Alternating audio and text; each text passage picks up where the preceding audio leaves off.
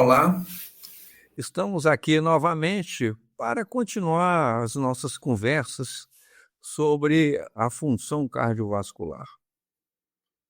E eu gostaria de abordar no momento algumas coisas relativas à regulação da contratilidade miocárdica, né.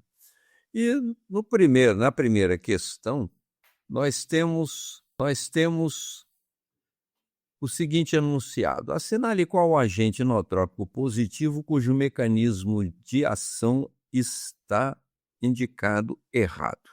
A resposta A está errada, é a resposta que é correta. Por quê? Porque a estimulação alfa-adrenérgica ela não ativa a adenilato ciclase, ela ativa uma fosfolipase C de membrana, e essa fosfolipase C o que faz é ativar um composto chamado PIP2, é o fosfoinositol fosfatídeo, e ele é degradado a IP3, inositol trifosfato, e diacilglicerol. O diacilglicerol, ele ativa uma proteína quinase, que é uma proteína quinase chamada proteína quinase C, que tem uma série de funções, tá? No miocárdio, músculo liso, e essas funções classicamente estão ligadas à atividade dos canais para cálcio, mecanismos que são que acontecem por via nuclear também. Mas o que é interessante é que o IP3 ele tem uma ação bastante específica. Ele vai agir sobre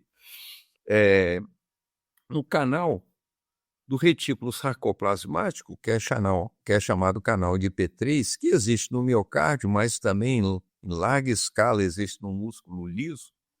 E esse canal se abre deixando que o cálcio que existe em grande quantidade dentro do retículo sarcoplasmático, está ali armazenado, seja liberado para ativar a contração.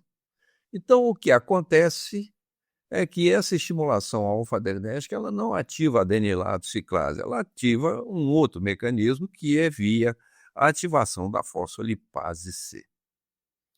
Na resposta de letra B, nós temos a estimulação beta-adrenérgica leva ao aumento do AMP cíclico com aceleração do processo de relaxamento. Isso é um fato correto, isso é verdade, não está errado. O que acontece? É que o AMP cíclico ativando a proteína quinase C, uma das ações da proteína quinase C é ativar a função da bomba de cálcio do retículo. E com isso, o cálcio vai ser retirado do mioplasma, vai ser sequestrado para dentro do retículo sarcoplasmático de maneira muito rápida. E esse sequestro, então, sendo rápido, ele acelera o processo de relaxamento. Já na resposta C, ele diz: o bloqueio da fosfodiesterase aumenta a permeabilidade sarcolemal ao cálcio. É um efeito indireto, mas é claro, essa fosfodiesterase, o que ela faz? Né? Ela degrada MP cíclico. Então, se eu inibir a fosfodiesterase, a degradação do MP cíclico fica menor e esse MP cíclico vai atuar aumentando a permeabilidade sarcolemal ao cálcio, porque esse é um dos efeitos que ele tem via ativação da proteína quinase A. Na resposta D, está escrito aí: o aumento da frequência aumenta o sódio intracelular e a consequente redução da atividade da troca sódio-cálcio aumenta a força de contração. Essa troca sódio-cálcio é interessante. Isso é um mecanismo que hoje em dia é bastante conhecido e bastante aceito. O que ocorre é que a troca sódio-cálcio é uma maneira das células se livrar de cálcio. Ela joga o cálcio para fora. Mas o que acontece? Precisam entrar 3 íons sódio para que um íon cálcio saia. E aí entram 3 cargas positivas e saem 2 cargas positivas somente. Tá? Resultado, se eu inibir essa troca, tá certo? O que acontece? A inibição dessa troca, que é feito com o aumento do sódio intracelular, quando eu aumento frequência, por exemplo, por quê? Quando eu aumento frequência, um número maior de potenciais de ação na unidade de tempo acontece. Resultado, a quantidade de sódio dentro da célula vai aumentar. essa quantidade de sódio vai reduzir a atividade do trocador, aí não sai cálcio. Esse cálcio fica aumentado dentro da célula, é captado pelo retículo, quando há excitação, mais cálcio é liberado e isso aumenta a força. Então esse mecanismo é um mecanismo eficiente, bastante interessante. E durante muito tempo nós usamos esse mecanismo de redução de saída de cálcio, fazendo com que aumentasse o sódio intracelular através de utilização de drogas. A uabaína, por exemplo, ou os digitálicos, a uabaína é um digitálico, o que ela faz é inibir a bomba de sódio. Quando ela inibe a bomba de sódio, o sódio não sai da célula. Aí ele reduz a atividade do trocador, o cálcio aumenta, a gente aumenta a força. Tá? E na letra E é o seguinte, o estimulante da fosfolipase C-sarcolemal eleva o IP3 citossólico e aumenta a liberação de cálcio pelo retículo sarcoplasmático, coisa que nós comentamos, tá, numa questão anterior em que isso acontece, né? A fosfolipase C, degradando o PIP2 da membrana, ela leva à formação de IP3. E esse P3, então, vai atuar sobre um canal para cálcio do retículo sarcoplasmático, abre esse canal, e o retículo sarcoplasmático, que normalmente acumula uma grande quantidade de cálcio, esse cálcio sai para o mioplasma e ativa a contração. Esse seria o mecanismo, né? Então, a única coisa que está errado justamente é a afirmativa da letra A, em que a estimulação alfa-adrenérgica ativa adenilato ciclase. Não, isso é feito por um outro mecanismo. Na questão seguinte, a gente conversa um pouco sobre as catecolaminas, noradrenalina e adrenalina. E a pergunta é feita da seguinte maneira: elas podem atuar nas células cardíacas, exceto elas têm uma série de ações sobre as células miocárdicas, tanto o miócito contrátil como aquele miócito que compõe os nódulos, principalmente o nódulo sinusal. Então a gente vê que a resposta C aí, tá, é a resposta correta, porque esse efeito está descrito de maneira errada. Na letra A, nós temos aumentando a frequência de disparo do nódulo sinatrial devido ao aumento da velocidade de despolarização diastólica lenta. As catecolaminas, adrenalina e noradrenalina, fazem isso. Aumentando a velocidade de despolarização, aumenta a frequência cardíaca. Por quê? Porque aumenta a frequência de disparo do nódulo sinatrial, que é quem controla essa frequência cardíaca. Então, isso é verdade. Isso acontece por quê? Porque a noradrenalina e a adrenalina, que são catecolaminas, né, elas são capazes de aumentar a chamada corrente Fanny, que é a corrente que acontece durante essa despolarização diastólica, e ela é a responsável por essa despolarização diastólica, porque ela mantém a entrada de sódio e uma saída de potássio nesse momento fica reduzida. E aí a célula vai despolarizando até que ela chegue no nível de disparo quando se abre os canais para cálcio. Tá? Na letra B, diz o seguinte: no miocárdio ventricular, via ativação de receptores beta-1 adrenérgico, claro, aumentando a MP cíclica e, consequentemente, o cálcio intracelular. Então, elas atuam fazendo isso. Por quê? Quando ativa um receptor beta-1, esse receptor beta-1 ativado, ele vai ativar uma adenilato ciclase, e ela vai fazer o quê? Transformar ADP em AMP cíclico, que, por sua vez, ativa a proteína quinase. Aí essa proteína quinase, ela vai fosforilar canais para cálcio da membrana, tá? E isso vai aumentar o cálcio intracelular. Na resposta C, que seria a correta, ou seja, a resposta errada, ativando receptores muscarínicos, reduzindo a entrada de cálcio intracelular, diminuindo assim a força de contração muscular. Não. As catecolaminas não ativam receptores muscarínicos. Quem ativa receptor muscarínico é o parasimpático, é a acetilcolina.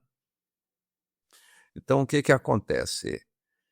A redução de entrada de cálcio intracelular e a diminuição de força é feita por uma outra via, que são via receptores muscarínicos, tá? Os receptores das catecolaminas são receptores alfa e beta, alfa 1 e alfa 2, e os beta 1, beta 2 e beta 3, tá? E não receptores muscarínicos, né? Na letra D, diz o seguinte: ativando quinases intracelulares que fosforilam o fosfolamba, aumentando a recaptação de cálcio para o retículo sarcoplasmático. Isso aí já foi, inclusive, comentado em questões anteriores, e que realmente o que ocorre é isso. Por quê? Porque o fosfolamba ele se liga à bomba de cálcio, a cerca 2A, e ele reduz a atividade da cerca. Quando ele é fosforilado, ele separa da cerca e aumenta a atividade da cerca, ou seja, essa bomba de cálcio que joga o cálcio para dentro do retículo, sequestra esse cálcio, né, no retículo sarcoplasmático, ela aumenta a sua atividade. Então, ela aumenta a recaptação de cálcio, e isso é verdade. E na letra E, aumentando a condução dos canais de cálcio da membrana sarcoplasmática. Quando nós comentamos a resposta B, ativação dos receptores beta 1, esse mecanismo, então, foi também comentado. Por quê? Porque a proteína quinase A, que é o resultado do aumento do AMP cíclico, ela sendo ativada, ela fosforila os canais para cálcio, e o cálcio entra em maior quantidade e mais rapidamente no miócito ventricular, né? Na questão seguinte, nós temos o enunciado: um dos itens abaixo é capaz de induzir uma resposta inotrópica e lusitrópica positiva no coração. Aí nós temos acetilcolina, noradrenalina, aumento do cálcio extracelular, aumento da frequência cardíaca, e todas as respostas estão corretas. Os dois slides abaixo mostram isso de maneira bem clara, que é a noradrenalina, que é o componente, vamos dizer assim, da estimulação adrenérgica, é uma catecolamina, tá? A acetilcolina, ela reduz frequência, tá? Ela tem uma resposta inotrópica negativa, mas ela não acelera o relaxamento, tá? O relaxamento pode até ficar, vamos dizer assim, mais demorado. A noradrenalina, sim, ela tem uma resposta inotrópica positiva. Por quê? Porque ela, via AMP cíclico e a ativação da proteína quinase A, ela aumenta a permeabilidade dos canais para cálcio. E o cálcio entra em maior quantidade e mais rapidamente no miócito, aumentando a força. Mas essa proteína quinase A também tem uma ação que é fosforilar o fosfolamba.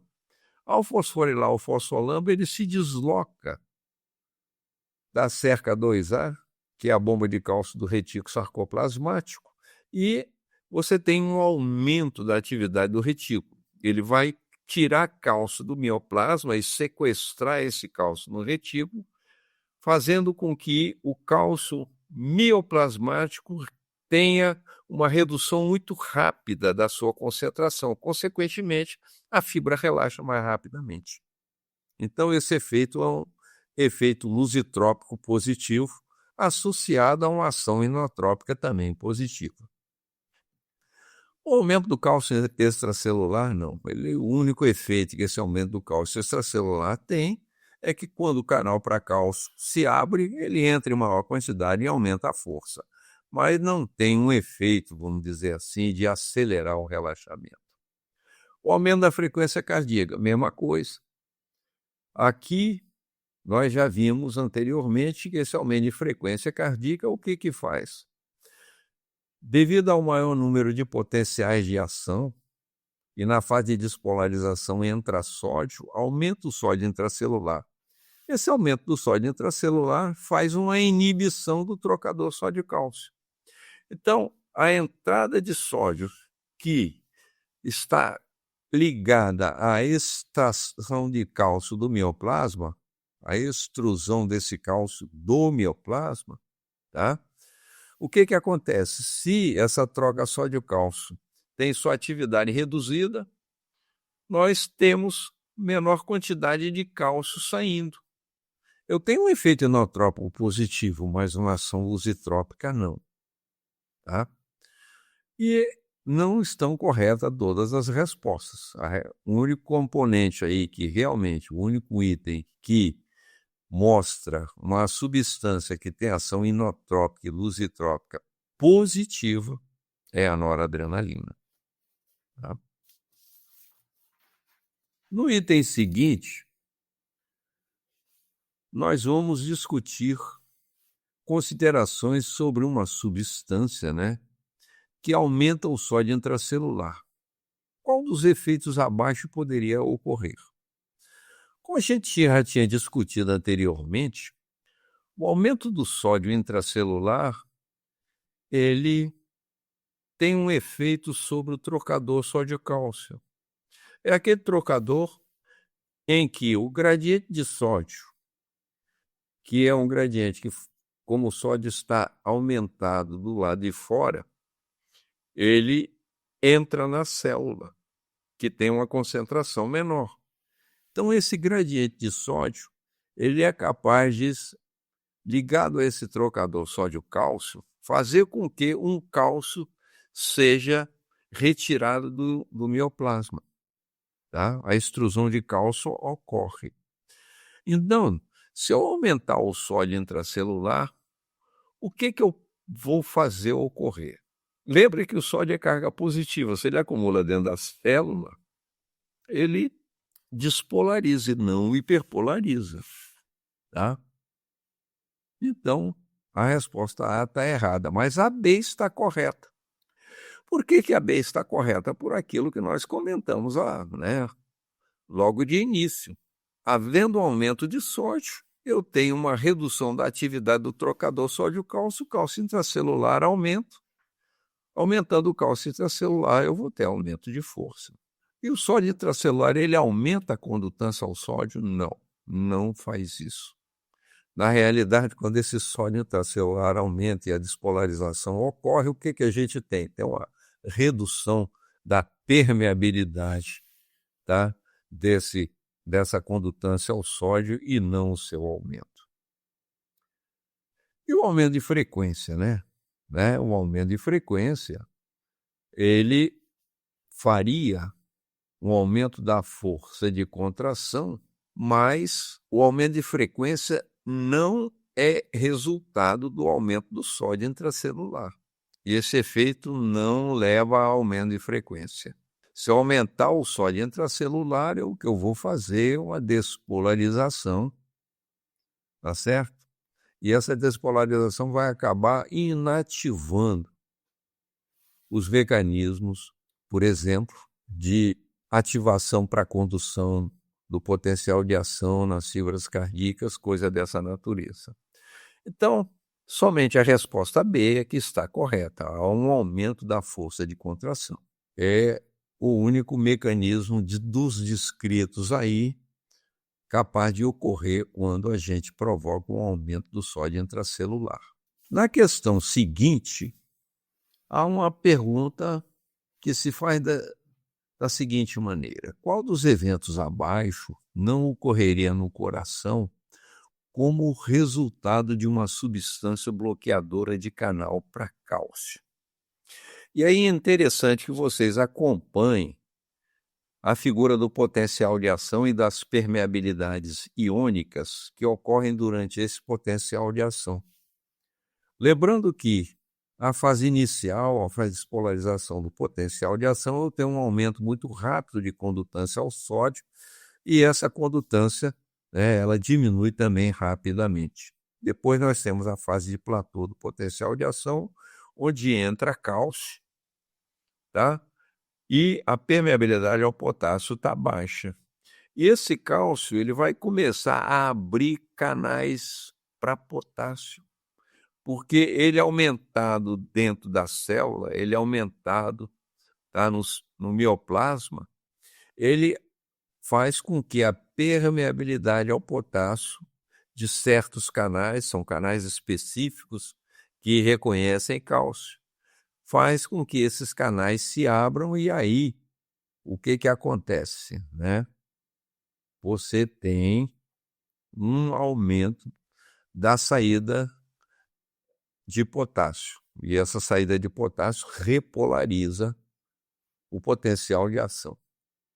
Então, vamos lá, vamos ver aqui as respostas, sendo que é a primeira resposta que está correta. Tá? Qual dos eventos abaixo não ocorreria? Se eu encurto o potencial de ação, eu vou encurtar o tempo de entrada de cálcio, vai entrar menos cálcio. Resultado, isso vai fazer com que eu abra uma quantidade de canais para potássio muito menor e mais lentamente. Resultado, isso em vez de encurtar o potencial de ação, vai aumentar a sua duração. Isso é o que ocorre. Vai ter redução de frequência cardíaca? Essa redução de frequência cardíaca, tá? Ela ocorre. Por quê? Lembra que o potencial nodal do nodo sinusal, ele depende de uma entrada de cálcio. Se eu usar uma substância bloqueadora para canal de cálcio, isso não vai ocorrer. Resultado, isso torna mais difícil o disparo, tá, das células do nódo sinusal que comandam a frequência cardíaca. Resultado, se eu uso uma substância bloqueadora, eu vou ter, né, redução de frequência cardíaca. E isso ocorreria. Na letra C, diminuição da força de contração. Se eu bloqueio o canal para cálcio, entra menos cálcio. E o mecanismo, o íon responsável para disparar a força de contração, a geração de força de contração é cálcio. Se eu diminuir cálcio, ele vai diminuir a força de contração.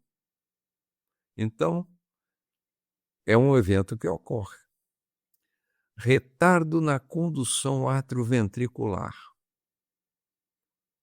O que acontece? Se eu bloqueio o cálcio, tá? Da mesma maneira que a ativação do nódo sinusal diminui, a condução atrioventricular, o que ela tem? Ela tem um nódulo que é o nó atrioventricular que funciona da mesma maneira que o nódo sinusal, só que em frequência mais baixa. Resultado, se demora a entrada de cálcio, que eu estou bloqueando essa entrada de cálcio, a despolarização vai demorar mais a ocorrer e isso dificulta, consequentemente, tá, a condução. Essa condução vai ficar retardada do átrio para o ventrículo através, tá, do nó atrioventricular. Então, todas as respostas estão corretas? Não, só uma. Porque o que nós estamos perguntando é o que não ocorreria. O potencial de ação, na realidade, ele não encurtaria, ele aumentaria. Então, essa resposta aí é que seria correta.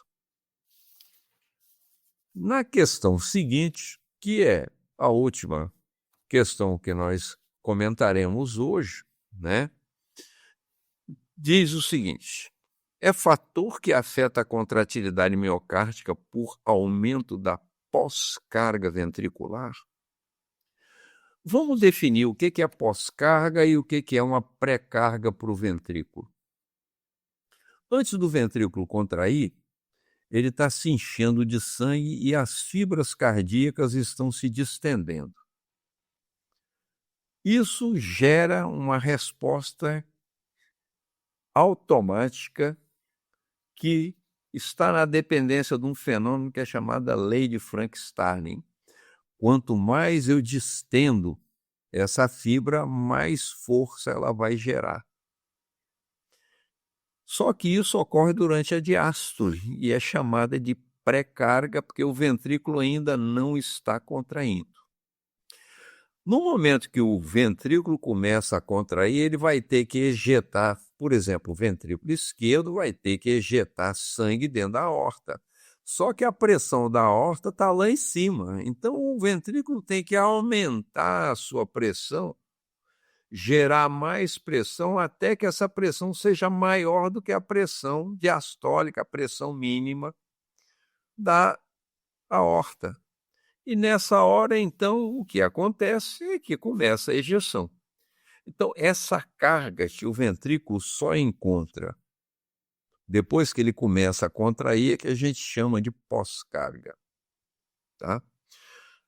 O que é interessante é que essa pós-carga, ela define, ou seja, essa pressão dentro da aorta, define a pressão com que eu vou irrigar as coronárias. Essa irrigação coronariana tem efeito sobre a contratilidade. Isso é chamado fenômeno de ANREP, que é a resposta C que está correta. Então, esse fenômeno também é um fenômeno automático. Por quê? Porque todas as vezes que nós temos uma subida rápida da pressão dentro da aorta, por exemplo, se eu tomar um susto e fiquei nervoso, aquilo, a pressão vai lá para cima na hora. Então, o ventrículo, na hora de contrair, o que ele encontra pela frente? Uma pós-carga aumentada. E aí, quando essa pós-carga está aumentada, o ventrículo vai ter que fazer mais pressão do que ele fazia antes para poder ejetar. Só que essa pressão aumentada da aorta irriga muito mais o coração, e esse aumento de irrigação faz com que a atividade mecânica do coração seja acentuada. E aí, nessa hora, o que acontece? O coração contrai mais forte e consegue ejetar. A potenciação pós-extrasistólica não tem nada a ver com esse fenômeno, tá? Simplesmente é algo que ocorre após uma extrasístole. Nós já vimos que depois de uma extrasístole, a contração pode ficar potencializada porque eu tenho uma pausa compensadora, tá? Isso dá mais tempo para o ventrículo, na realidade, para o retículo, né, aumentar a captação de cálcio, e com isso ele vai gerar uma força de contração maior. A noradrenalina. A noradrenalina, né, afeta a contratilidade miocárdica por ação neural. Ela é liberada por nervo simpático. Ela aumenta a contratilidade, aumenta, tá? Mas isso é um efeito neural. O fenômeno de ANREP, como eu já descrevi, é o que está correto. E o aumento de frequência também aumenta a contratilidade. Nós já descrevemos isso. Esse aumento, por exemplo, é responsável por um aumento de sódio intracelular. E esse aumento de sódio intracelular reduz a atividade do trocador sódio-cálcio. O cálcio se acumula dentro da célula e aí a força de contração aumenta. Mas isso não é aumento de pós-carga ventricular. Todas as respostas estão corretas? Não. Somente o fenômeno de ANREP é que está ligado ao aumento da pós-carga ventricular. E esse é um outro mecanismo automático que nós temos, juntamente com a lei de Frank-Starling, para que a atividade cardíaca que energiza o sangue para que ele circule, tá, se mantenha em níveis adequados. E é importante a gente lembrar nessa hora que a nossa circulação é um circuito fechado. O que entra de um lado tem que sair pelo outro.